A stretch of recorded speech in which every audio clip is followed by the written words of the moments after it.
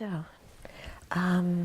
we talked about one scheme of organizing the different types of dependent arising into causal dependence, then dependence on its parts, which pertains also to permanent phenomena. And then the third one is dependent designation. And this means arising in dependence upon term and concept, yeah, which they also call existing by mere name.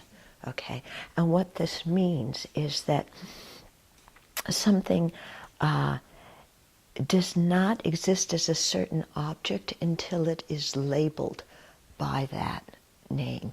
And the classic example they give, which is very simple, is, like you weren't named, you didn't become Dallas until your parents labeled you Dallas.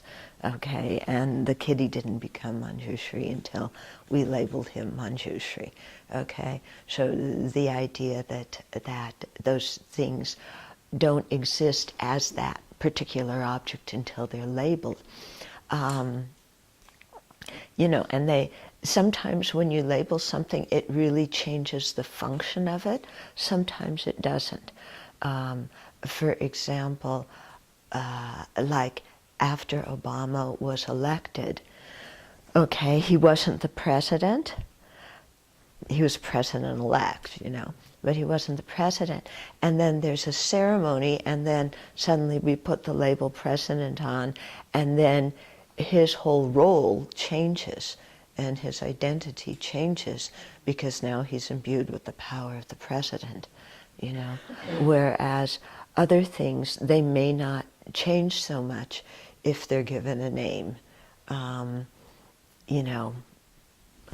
What's a good example? Well, I mean, between baby and Dallas, when you were an infant, or between cat and Achala. It doesn't change so much by giving the label. Another example of how things change a lot by giving the label is I talk about building a house. And these are in the days when I guess you didn't have a special kitchen and things like that, plumbing in your kitchen. But something didn't become the kitchen until we conceptualized, that building, that room is the kitchen, and then it became the kitchen. Okay, whereas before that, it wasn't the kitchen, and it could have been something else. Okay, or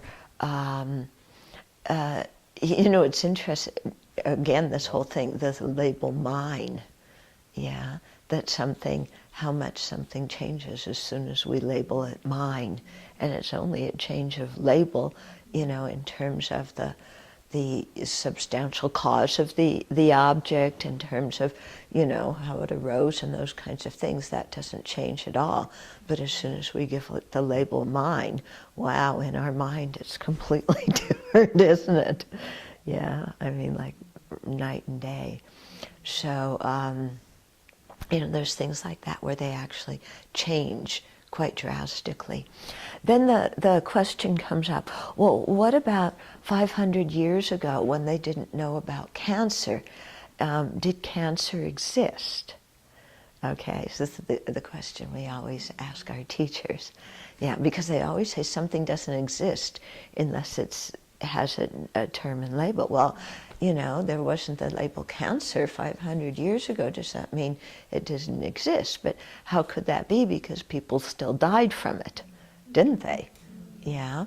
So the idea is, at that time it wasn't known as cancer because it wasn't labeled as cancer, but it had another label. It was labeled, disease or illness or something like that.